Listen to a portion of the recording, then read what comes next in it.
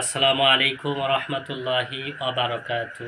সম্মানীয় দর্শক ভাই এবং বন্ধুরা, আজকে হচ্ছে 13ই ফেব্রুয়ারি অর্থাৎ বৃহস্পতিবার।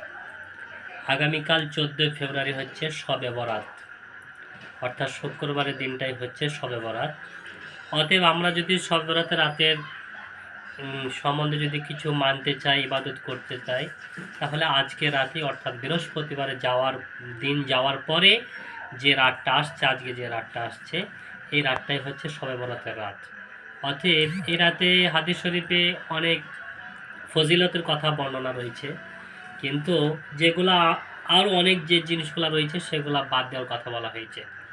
যেমন আমাদের আগে যেমন চালো মানুষকে দেখেছি যে হালুয়া রুটি ইত্যাদি তৈরি করে মানুষকে বিলানো, এগুলা কিন্তু সম্পূর্ণ নিষেধ, এগুলা বিধান। শুধুমাত্র শবে বরাত সম্পর্কে আল্লাহ নবী জনাব রাসূলুল্লাহ সাল্লাল্লাহু আলাইহি ওয়াসাল্লাম যেগুলো বলেছেন, হাদিস শরীফে এসেছে যে আল্লাহ নবী সব থেকে রমজান মাসের পরে সব থেকে বেশি ইবাদত বা রোজা রাখতেন এই শাবান মাসে, যেটা আজকে এই শাবান মাসে আমরা অবস্থান করছি।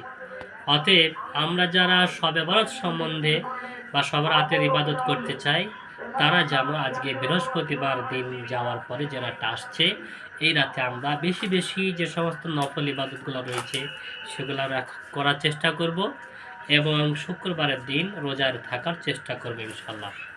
যদি আমরা থাকি তাহলে আল্লাহ অবশ্যই আমাদেরকে অশেষ নেকির অধিকারী করবে।